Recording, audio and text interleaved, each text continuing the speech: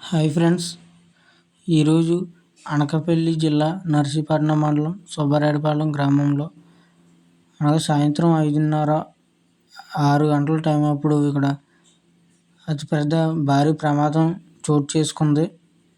మేము కాలేజీ నుంచి ఇలా బస్సులో వస్తున్నాం. బస్సు సడన్గా ఇక్కడ ఆపేసరికి ఈ టైం దిగి చూస్తే సుమారు ఒక 1/2 కిలోమీటర్ నుంచి ట్రాఫిక్ అంతా జామ్ అయింది. దగ్గరికి వెళ్ళి చూస్తే 3 జంక్షన్ రోడ్డు దగ్గర సుబ్బారెడ్డిపాలెంలో భారీ ప్రమాదం చోటు చేసుకుంది. అది ఏంటో అని దగ్గరికి వెళ్ళి చూస్తే ఒక స్కూల్ బస్ని పెట్రోల్ లారీ అలాగే ఒక సిమెంట్ వ్యాను ఢీకొట్టి ఉన్నాయి. అది ఎలా జరిగిందని అక్కడ ఉన్నవారిని అడిగితే ఈ 3 జంక్షన్ రోడ్డు దగ్గర కుసరలపూడి వైపు నుంచి సిమెంట్ వ్యాను అన్లోడ్ చేసి వస్తుందంట. వైజాగ్ రోడ్ సైడ్ నుంచి పెట్రోల్ లారీ వస్తుందట. ఇంకోవైపు నర్సీపట్నం రోడ్ నుంచి భాష్యం స్కూల్ బస్సు అక్కడ ఆగి పిల్లల్ని దించుతుందంట. ఈ సిమెంట్ వ్యాన్ డ్రైవర్ చూసుకోకుండా కుసరలపూడి రోడ్ నుంచి వచ్చే మెయిన్ రోడ్ మీదకి చూసుకోకుండా వచ్చాడంట. అదే సమయం నుంచి వైజాగ్ రోడ్ సైడ్ నుంచి పెట్రోల్ లారీ వస్తుంది. ఆ పెట్రోల్ లారీ వాడు ఫాస్ట్గా రావడం వల్ల ఇలా వ్యాన్ వాడు చూసుకోకపోవడం వల్ల ఈ పెట్రోల్ లారీ ఆ వ్యాన్ ఢీ కొట్టడం వల్ల అక్కడ ఆగున్న బస్సుని ఈ రెండు వెళ్ళి ఢీ కొట్టాయి.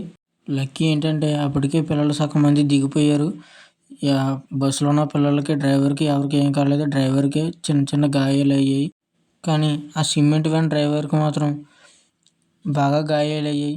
అక్కడ ఉన్నవారిని అడిగితే వెంటనే పోలీస్ సిబ్బంది వచ్చింది. వారితో పాటు ఫైర్ ఇంజిన్ సిబ్బంది కూడా వచ్చింది. పోలీస్ సిబ్బంది ఆ వ్యాన్ డ్రైవర్ని హాస్పిటల్కి తరలించారంట.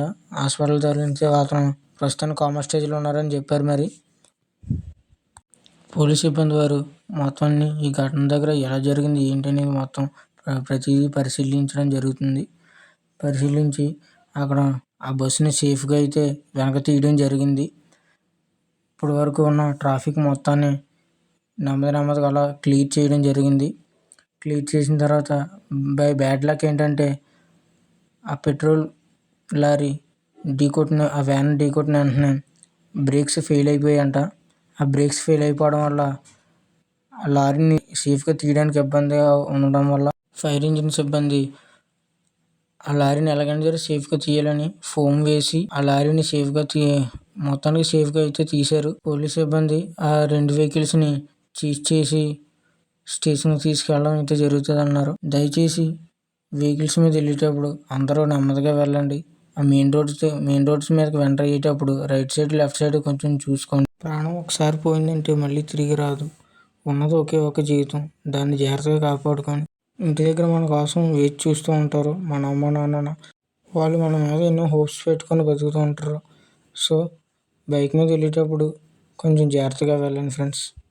Please subscribe my channel.